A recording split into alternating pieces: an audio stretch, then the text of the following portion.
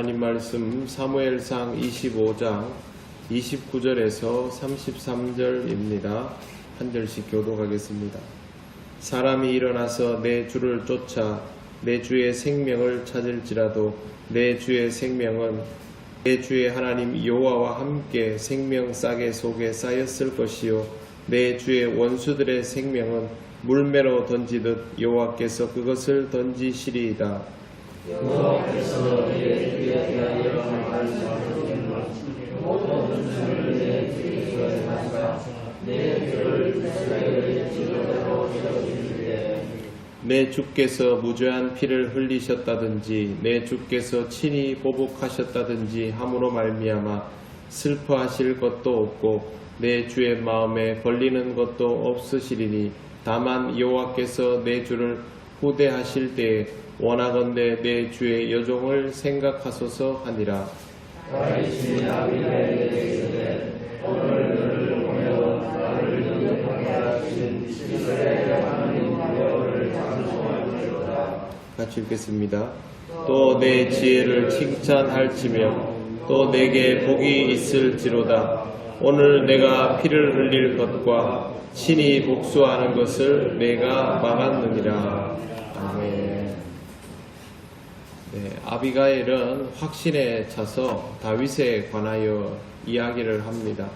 사람들이 다윗을 쫓아도 또 생명을 노릴지라도 다윗의 생명은 하나님과 함께 생명 싸개 속에 쌓여 있을 것이다. 이건 절대적으로 보호를 받을 것이다 라는 뜻입니다.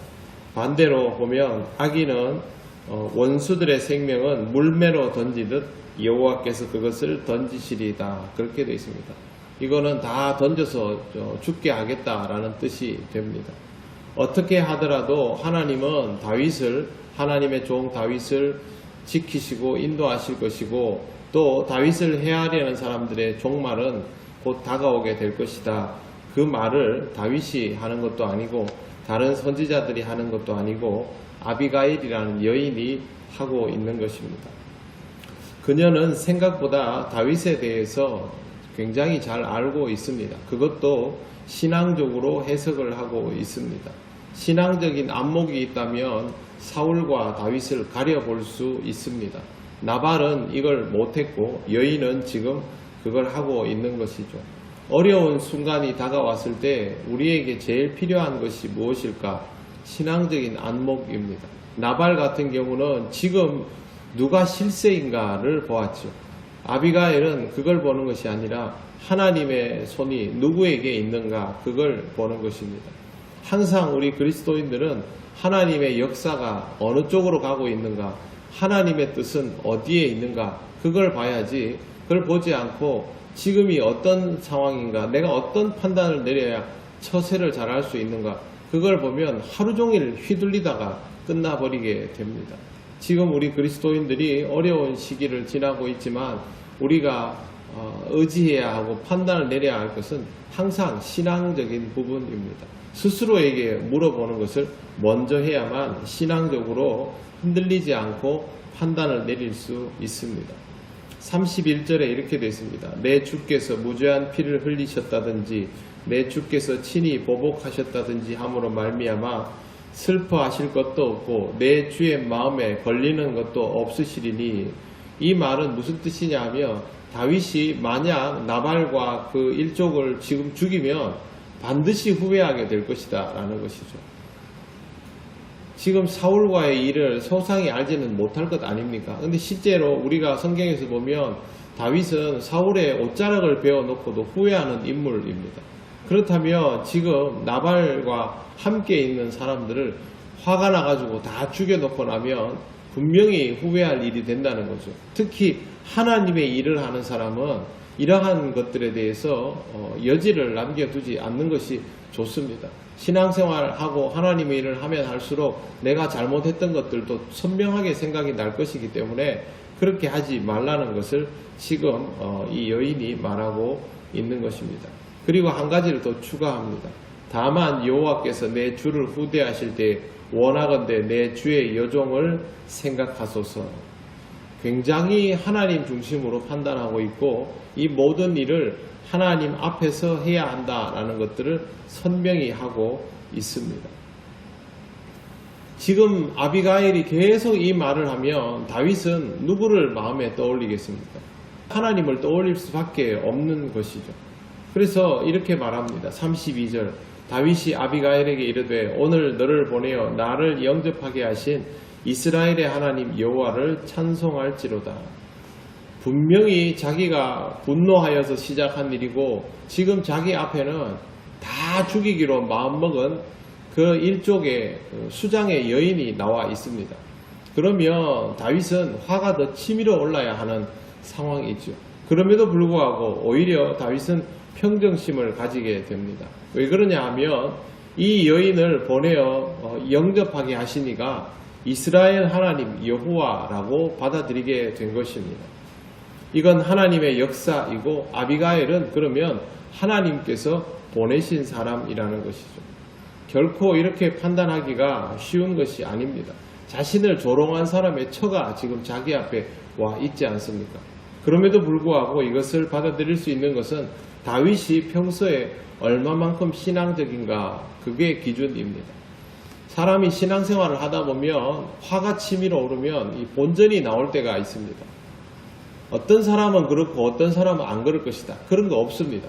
누구나 사람은 자기 한계에 도달하면 그렇게 되게 돼 있는데 중요한 것은 그 한계에 도달하지 않으려면 신앙적으로 더 성숙하는 수밖에 없죠. 신앙적으로 요만큼 성숙한 사람은 요 한계를 넘으면 자기 본색이 나오는 것이고 신앙적으로 이만큼 성숙한 사람은 이 한계에 도달할 때까지 본색이 나오지 않는 겁니다. 그래서 우리가 평소에 신앙적이어야 한다, 성품이 다스려져야 한다라는 말을 하는 겁니다. 누가 화낼 줄 모릅니까? 누가 자기가 화나면 행동에 옮길 줄 모릅니까? 누구나 그렇게 할 수 있습니다. 그러나 스스로를 다스릴 수 있는 연단의 과정이 깊어진 사람은 그렇게 할 수 있고 지금 다윗처럼 이런 상황에서 정말 화가 머리 끝까지 치밀어 올라서 바로 군대를 조직하고 사람들을 도륙하러 가는 그 중에도 하나님의 뜻이 나오면 그걸 깨닫고 받아들일 수 있게 되는 것이죠. 그래서 살아가면서 신앙적으로 살아가는 것은 우리에게 굉장히 중요한 부분입니다. 다윗은 결국 이것을 하나님의 역사로 받아들이고 이렇게 하나님께서 쓰신 여인을 칭찬합니다. 33절 보십시오. 또 내 지혜를 칭찬할지며 또 내게 복이 있을지로다. 오늘 내가 피를 흘릴 것과 친히 복수하는 것을 내가 막았느니라. 아비가일도 지혜롭고 다윗도 지혜로운 사람입니다. 이 두 사람의 지혜로운 사람의 조합이 다윗과 다윗 부하들의 실족함을 막았고 아비가일과 아비가일을 따르는 사람들의 생명을 지켰습니다. 하나님의 사람이 서로 만나면 하나님께서 주시는 놀라운 지혜가 나옵니다. 제가 어제 말씀드린 것처럼 영국이 100년이 넘도록 그렇게 안 좋은 상황을 경험하고 있으면서도 그때 내전을 하고 있는데도 불구하고 전쟁에 힘을 쓰기보다는 여기에 의회가 모여가지고 5년 동안 교리를 만들어내는데 더 힘을 썼기 때문에 영국이 나중에 하나가 되고 사실 서양에서는 그렇게 불렀습니다. 해가 지지 않는 나라. 영국이 그때부터 자기들의 지경을 넓혀갈 수 있었던 것이죠. 물론 사람들이 세속적이기 때문에 그 해가 지지 않는 나라의 위용을 복음 전하는 데 쓰지 못했죠. 그게 결국에는 인간의 약점이 되었습니다만 그 안에서 하나님의 지혜를 가진 사람들이 모여서 지금 우리가 지키는 신앙 고백의 기틀이 마련되었다는 것. 하나님의 지혜를 가진 사람이 하나가 아니고 둘이 되고 둘이 아니라 셋이 되면 그 공동체에 있는 사람들은 다 생명을 얻게 됩니다. 우리가 우리 교회를 위해서 또 이 나라를 위해서 서로 하나님 앞에서 신앙적으로 함께 기도하고 머리를 맞대어 나가면 결국 그 지혜는 우리 주변에 있는 모든 사람들에게 유익이 되게 되어 있습니다. 그래서 어렵고 힘든 시기일지라도 더욱 깊이 말씀을 묵상하고 하나님의 뜻을 잘 분별하여서 이 난국을 어떻게 타개해 나갈지를 침착하게 살피며 나가야 합니다. 하루 이틀에 끝날 일이 아니지 않습니까? 우리에게 기도하는 아비가일과 다윗 같은 인물들이 계속해서 배출되어 나오고 한국 교회가 이 어려움들을 극복하고 다시 사람들 앞에서 기쁘게 복음을 전하고 사람들이 교회를 존중하는 시대가 곧 올 거라고 저는 생각을 합니다. 그때까지는 우리가 믿음을 가지고 이 어려운 시기를 지혜로 잘 이겨 나가야 할 것입니다. 여러분, 하나님의 지혜를 가진 그런 사람들이 되시기를 바랍니다. 그래야만 우리도 살고 우리 주변에 있는 사람들도 구원을 받을 수 있습니다. 오늘도 이를 위해서 기도하시고 귀하고 복된 하루를 살아가시기를 바랍니다. 아멘. 기도드리겠습니다. 하나님 감사합니다. 지혜로운 두 사람이 만남을 통하여 하나님께서 귀히 여기는 생명들이 모두 보존됨을 보았습니다. 하나님, 우리가 이렇게 지혜로운 사람으로 만나며 살아갈 수 있도록 인도하여 주시옵소서. 지금 우리가 하나님 앞에서 어려운 시기를 지나고 있지만 그럴 때일수록 하나님의 뜻을 더욱 분별하여 깨닫게 하시고 하나님께서 주시는 지혜를 통하여 우리 자신을 지킬 뿐만 아니라 하나님께서 살리기를 원하는 모든 이들을 구원할 수 있는 믿음의 종들이 되게 하여 주시옵소서. 오늘도 하나님, 우리 통일교회 모든 성도들 세상 속에서 살아갑니다. 주변의 시선들이 좋지 못한 시절이지만 그들 앞에서 변함없이 미소로 답하고 하나님의 자녀됨을 드러내는 아름답고 복된 삶이 되게 하셔서 끝내는 하나님의 영광이 우리를 통하여 드러나게 하옵소서.